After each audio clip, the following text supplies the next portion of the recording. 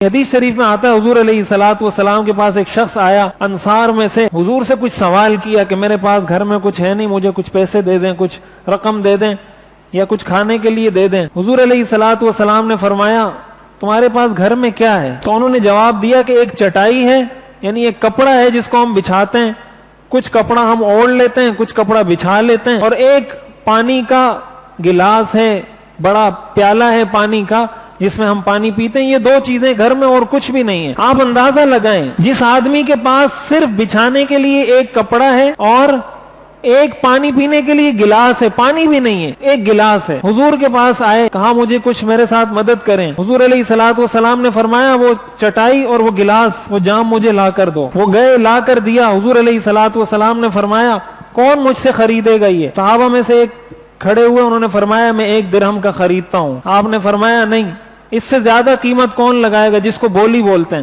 اسی سے فقہاء نے استنباط کیا ہے کہ بولی لگا کر جو چیز بیچی جاتی ہے یہ جائز ہے، اس لیے کہ حضور علیہ الصلوۃ والسلام نے خود بولی لگائی تھی۔ اس مسئلے سے فقہاء نے یہ مسئلہ نکالا ہے اس حدیث سے کہ بولی لگا کر چیز بیچنا جائز ہے، لیکن اس شرط کے ساتھ کہ وہ بولی حقیقت میں بولی ہو۔ پتہ چلے 3 بندے آپ نے اپنے بٹھائے ہوئے کہ یہ 1000 بولے گا، تم نے کھڑے ہو کے 3000 بولنا ہے، پھر وہ 4 بولے گا، تم نے کھڑے ہو کے 5000 بولنا ہے، حالانکہ وہ جھوٹ ہے، یہ حرام ہے، ناجائز ہے، یہ بولی ناجائز ہے۔ حقیقی اگر بولی ہے، آپ ایک چیز بیچ رہے ہیں، آپ نے میدان میں لا کے رکھی، بھائی کون خریدے گا؟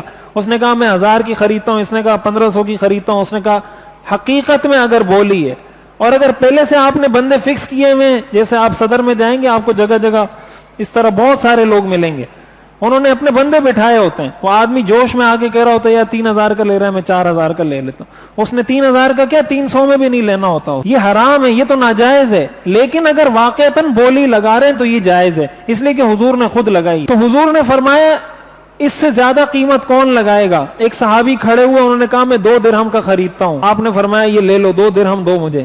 آپ نے ان سے 2 درہم لیے، اس صحابی سے کہا جو آئے تھے انصاری، ان سے کہا یہ 1 درہم لو، اس سے اپنے گھر والوں کے لیے کھانا خریدو، راشن لو، اور یہ 1 درہم جاؤ اس سے کلہاڑی کا جو لوہا ہوتا ہے، کلہاڑی اس کا جو لوہا ہوتا ہے وہ مجھے خرید کر لا کر دو۔ وہ گئے، 1 درہم کا کھانا خریدا، وہ اپنے گھر میں دے دیا۔ وہ جو چٹائی تھی، پیالہ تھا، وہ بھی گھر سے گیا، کچھ بھی نہیں بچا۔ آپ نے فرمایا ایک سے آپ جا کے گھر کا کھانا خریدو اور دوسرے سے کلاڑی کا لوہا خرید کر لا کر دو۔ وہ صحابی گئے، لوہا خرید کر لائے۔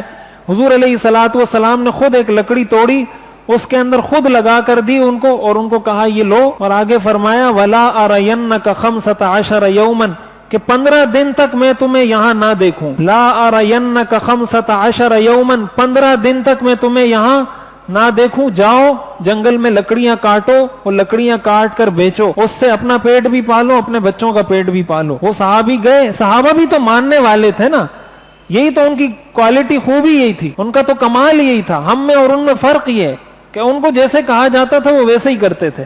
ہم تو کہتے ہیں نہیں یہ ایسے کیوں، یہ ایسے کیوں، میں تو ایسا ہوں، یہ ایسے کہہ رہے ہیں، میں ایسے کہہ رہا ہوں، یہ ایسے کہہ رہے ہیں، اس کی وجہ سے کام خراب ہو جاتا ہے۔ وہ صحابی گئے اور 15 دن کے بعد حدیث میں آتا ہے وہ واپس آئے تو ان کے پاس 10 درہم تھے، لکڑیاں بیچ کر انہوں نے 10 درہم کما لیے تھے۔ اس پر حضور علیہ الصلوۃ والسلام نے ارشاد فرمایا کہ یہ تمہارے لیے بہتر نہیں ہے اس بات سے کہ تم لوگوں کے پاس جا کر ہاتھ پھیلاؤ، جس کے جی میں آئے تمہیں دے دے، جس کے جی میں آئے تمہیں دھتکار دے۔ کیا وہ زیادہ بہتر تھا یا یہ زیادہ بہتر ہے؟ اس سے بتانا یہ مقصد ہے کہ دیکھیں حضور علیہ الصلوۃ والسلام نے اپنے صحابہ کی کیا تربیت کی ہے۔